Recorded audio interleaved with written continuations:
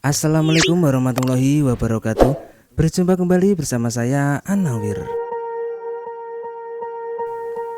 Nah sahabat, fenomena meningkatnya jumlah kunjungan wisatawan, jumlah mahasiswa internasional, investasi, popularitas, hingga pengaruh di kancah internasional yang ada di Malaysia tak lepas dari peran soft power Malaysia itu sendiri. Soft power ialah kemampuan untuk mempengaruhi orang lain melalui penggunaan daya tarik dan juga bukan lewat paksaan, kekerasan, ataupun imbalan. Sedangkan secara garis besar, dalam melakukan diplomasi ataupun hubungan internasional, pastinya suatu negara harus memiliki kekuatan-kekuatan nasionalnya, baik secara hard power, soft power, ataupun smart power. Untuk membedakannya, sebetulnya sangatlah mudah. Soft power adalah cara sebuah negara untuk berkomunikasi, kalau hard power seperti kekuatan militer adalah cara sebuah negara untuk berinteraksi antar negara. Sedangkan smart power adalah hubungan dari keduanya. Contoh kalau perang misalnya, Ukraina lawan Rusia ataupun China lawan Taiwan. Itulah bentuk dari hard power. Interaksinya dari negara China ke negara Taiwan. Tapi kalau soft power itu bukan antar negara. Kalau soft power, katakanlah Jepang dengan Indonesia misalnya. Itu cara negara Jepang berkomunikasi ke masyarakat Indonesia, bukan ke negara Indonesia. Jadi, soft power yang dituju ialah masyarakat sipilnya, bukan negaranya. Banyak sekali contoh soft power yang dimiliki sebuah negara. Jadi sahabat Anawir bisa tulis di kolom komentar untuk menambahkannya. K-pop Korea misalnya. K-pop merupakan salah satu bentuk soft power terbaik yang dimiliki negeri gingseng Korea Selatan, yang mana mampu mempromosikan indahnya budaya Korea Selatan, serta membangun citra baik melalui pemanfaatan kepopulerannya. K-pop merupakan cara komunikasi negara Korea Selatan ke masyarakat dunia, bahwa bahasa, budaya, serta image Korea Selatan seperti ini loh.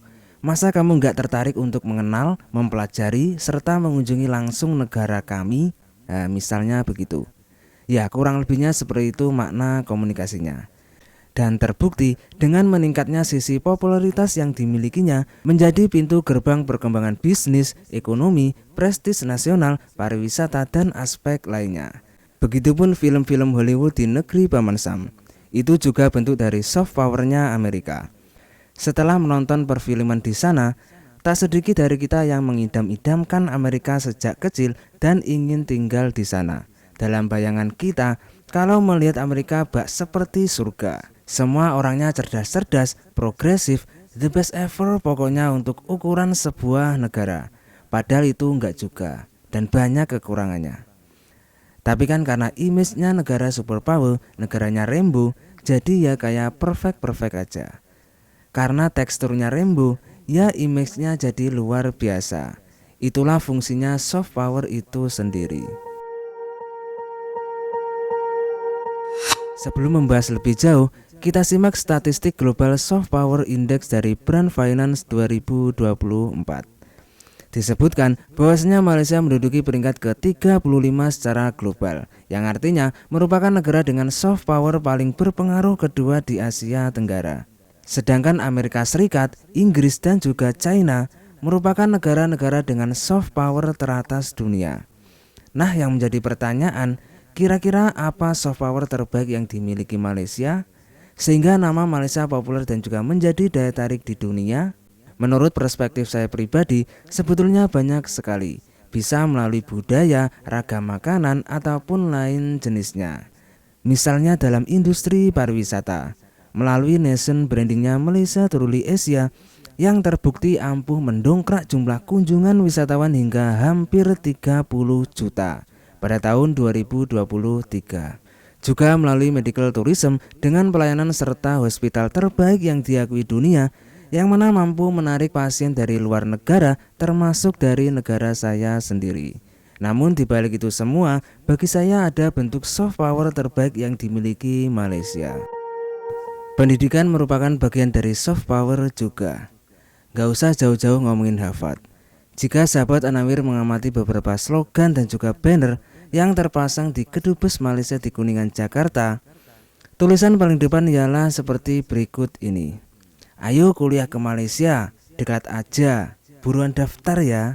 Ada juga seperti ini, cari kualitas pendidikan internasional, ya Malaysia pilihannya. Atau ada lagi seperti ini, pengen kuliah terbaik dan terjangkau, yuk ke Malaysia. Intinya ngomongin pendidikan lah. Karena di Malaysia yang dijual itu soft powernya adalah pendidikan. Jadi kapan lagi bisa sekolah ke luar negeri tapi tidak terlalu culture shock. Maknanya, jadi kalau kamu orang Indonesia yang mau kuliah ke luar negeri yang aman, yang gak terlalu culture shock, datanglah ke Malaysia.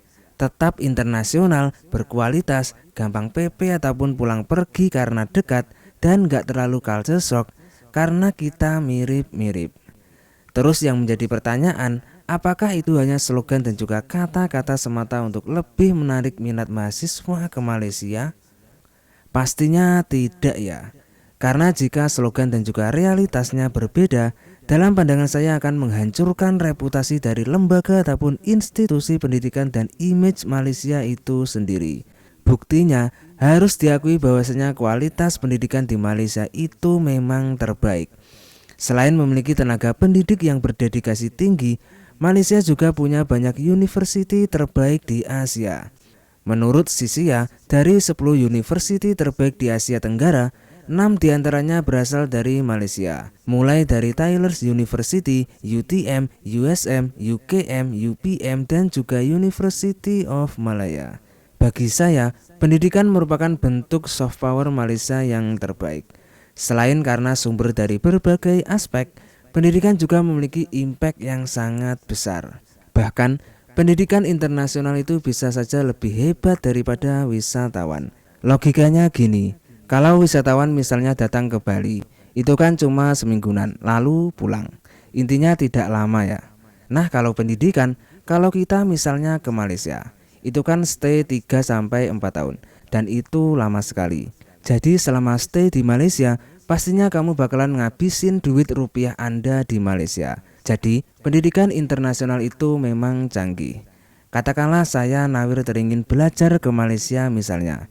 Semasa mengenyam kuliah di Malaysia, pastinya setiap bulan saya akan menukarkan rupiah saya ke ringgit.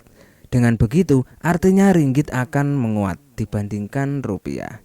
Ditambah saya akan menghabiskan duit yang telah saya tukar tersebut di Malaysia. Jadi ekonomi Malaysia akan kena getahnya juga.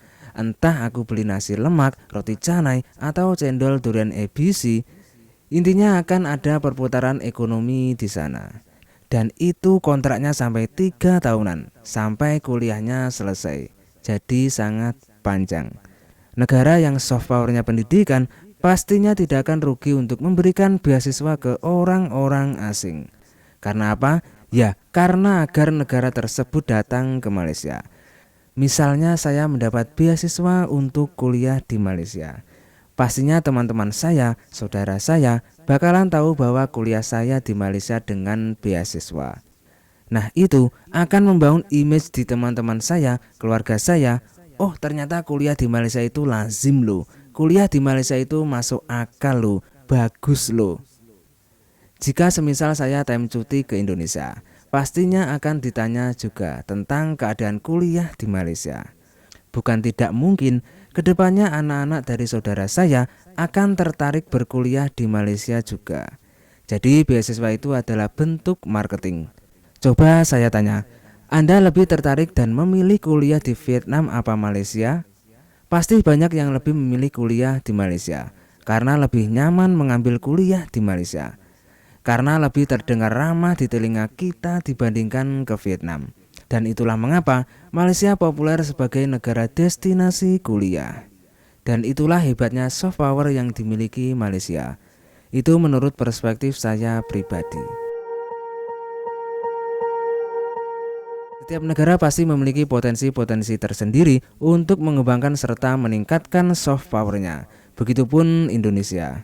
Memiliki ragam kultur budaya yang khas, makanan-makanan yang bervariasi, keindahan alam, bukan tidak mungkin jika dikelola dengan baik akan menjadi soft power terbaik. Apalagi di era serba digital ini, budaya viralisme menjadi senjata ampuh untuk ajang komunikasi dan juga informasi. Nah saya kira sekian dulu pembahasan singkat kali ini. Barangkali dari sahabat Anawir ingin menambahkan ataupun ingin merevisi, silakan tinggalkan komen di bawah. Saya kira sekian dulu pembahasan singkat kali ini. Saya minta maaf jikalau dalam statement masih ada kesilapan ataupun kekeliruan. Itu semua tiada unsur kesengajaan, tapi itu semua murni karena kekurang pengetahuan saya tentang hal ini. Akhirul kalam, wassalamualaikum warahmatullahi wabarakatuh. Kita jumpa di video selanjutnya ya. Bye bye.